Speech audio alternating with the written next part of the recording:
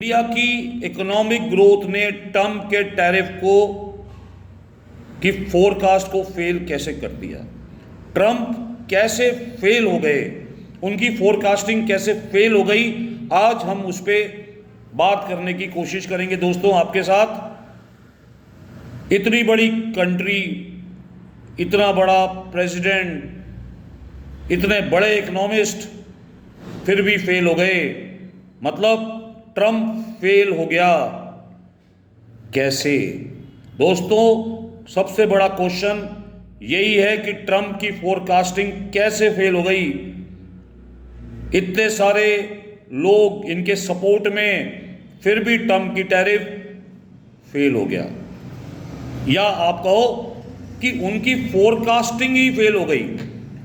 सबको लगता था कि ट्रम्प के 50% टैरिफ लगाने से इंडिया की इकोनॉमी गिर जाएगी, लेकिन क्या हुआ दोस्तों, इंडिया की इकोनॉमी गिरी नहीं, बट उनकी फोरकास्टिंग ही फेल हो गई।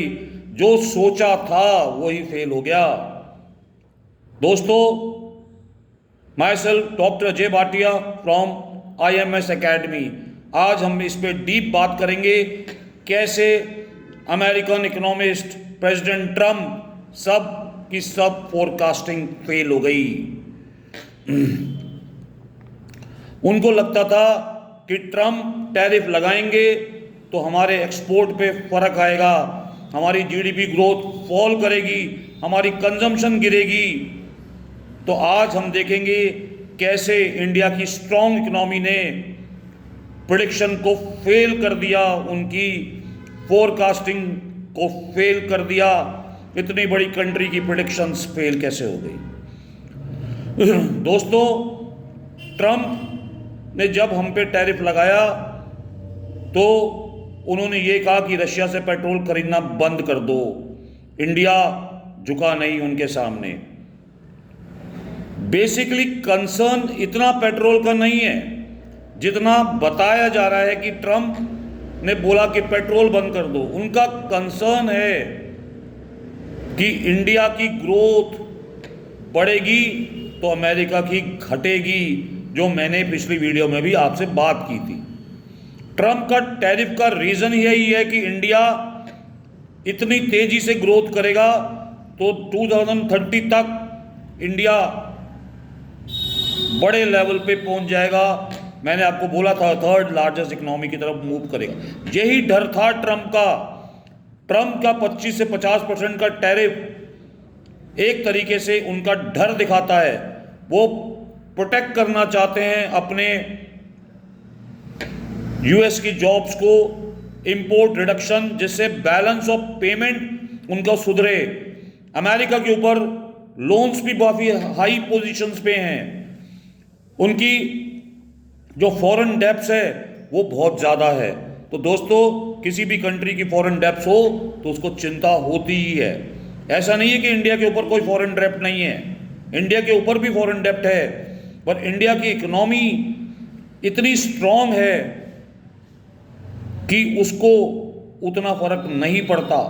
हमारे पास इंटरनल डेब्ट ज़्यादा है, मतलब कंट्री के अंदर का डेब्ट ज़्यादा है, हमारा कंट्री के बाहर का डेब्ट कम है, उसका परसेंटेज रेशियो बहुत ही कम है। इसलिए इंडिया को कोई डर नहीं है फॉरेन डेब्ट का। अमेरिका चाहता था कि किसी तरह से भी इंडिया की इकोनॉमी कमज़ोर हो, जैसे ब्रिटिशर्स सोचा करते थे आज़ादी से पहले। उनके एनालिस्ट बोलते हैं कि एक्सपोर्ट गिरेगा, फॉरेन डायरेक्ट इन्वेस्टमेंट कम होगी इंडिया की। बट इंडिया की अगर हम इकोनॉमिक ग्रोथ की बात करें तो इंडिया का ग्रोथ रेट 6.5% आसपास है, जो वर्ल्ड बैंक और IMF रिपोर्ट के हिसाब से, जो हमने IMF world economic outlook and for world bank से ये रिपोर्ट ली है, जो मैं आपको बता रहा हूँ। अमेरिका का कंसर्न है कि इतनी हाई GDP अमेरिका की इसकी आदी है।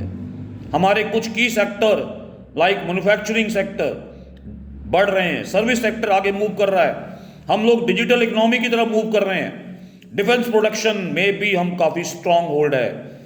हमारी इतनी बड़ी कंट्री होने की वजह से हमारा डोमेस्टिक डिमांड भी ज़्यादा है और जो एक कुशन है हमको टैरिफ से फाइट करने के लिए।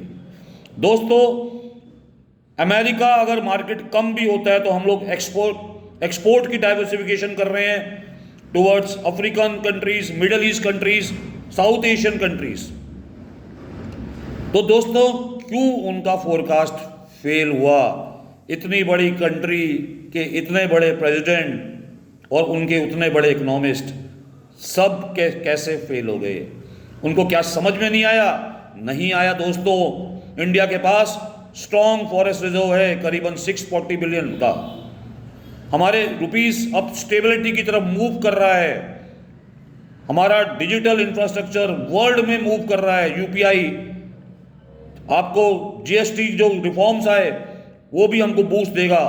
हमारा ट्रेड पार्टनरशिप्स रशिया के साथ, ऑयल डील के अंदर, एशियन कंट्रीज के अंदर, यूरोपियन नेगोशिएशंस हमारी बहुत स्ट्रांग होती जा रही हैं। तो उनके इकोनॉमिस्ट या बोलो तो सलाहकार ने मिसरेड कर दिया कि इंडिया का internal consumption power. Modi government ने जीएसटी को में रिफॉर्म्स लाए, पर्पस लोकल कंजम्पशंस को इंक्रीज करना। अगर हमारी लोकल कंजम्पशन बढ़ेगी, इन्फ्लेशन फाइट होगा हमारा और डिमांड इंक्रीज होगी, जिससे हम आराम से इनके टैरिफ को फाइट कर सकते हैं। तो इनकी जो फोरकास्टिंग है वो इंडिया के ऊपर मिसरेड हो गई। हमारी इंटरनल कंजम्पशन पावर उनको समझ में नहीं आई दोस्तों।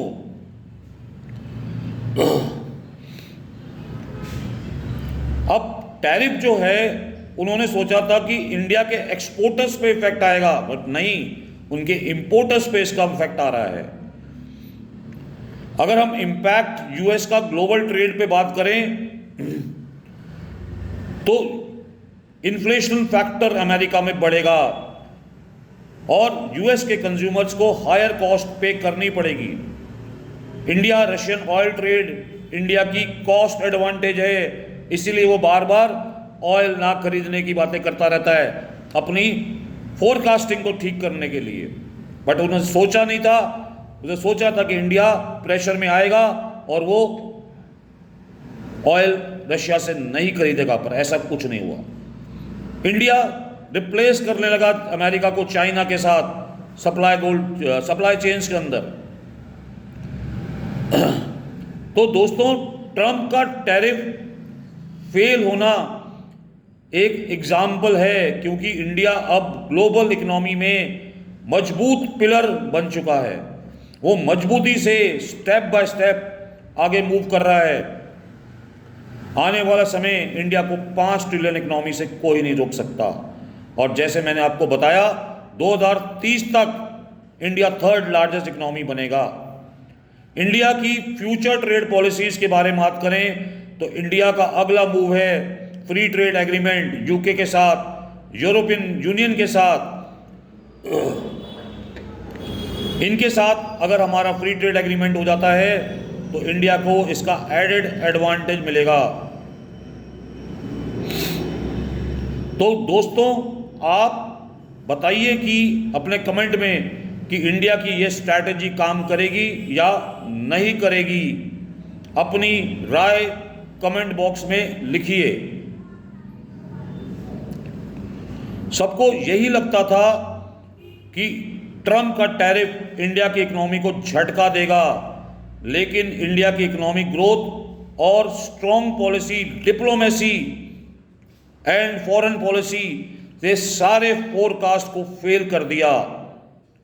तो आपने हमारी इकोनॉमिक फंडामेंटल्स से यूएस टैरिफ को, हमने अपने फंडामेंटल से यूएस टैरिफ को न्यूट्रलाइज कर दिया और ग्लोबल ट्रेड में अपनी एक मजबूत पहचान बना दी।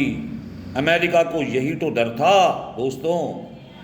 वो चाहते थे कि इंडिया की इकोनॉमी कमज़ोर हो और इस हिसाब से ही इन्होंने फोरकास्टिंग की।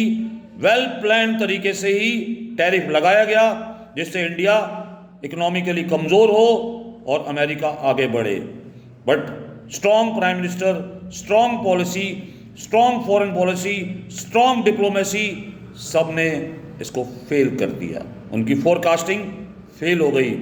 तो दोस्तों, आप कमेंट बॉक्स में ज़रूर बताइए कि इंडिया की डिप्लोमेसी, फॉरेन पॉलिसी अच्छी है या इसमें अभी भी और सुधार की ज़रूरत है। Thank you very much. आपको हमारा वीडियो पसंद आए तो लाइक करिए, शेयर करिए और सब्सक्राइब करिए। Thank you.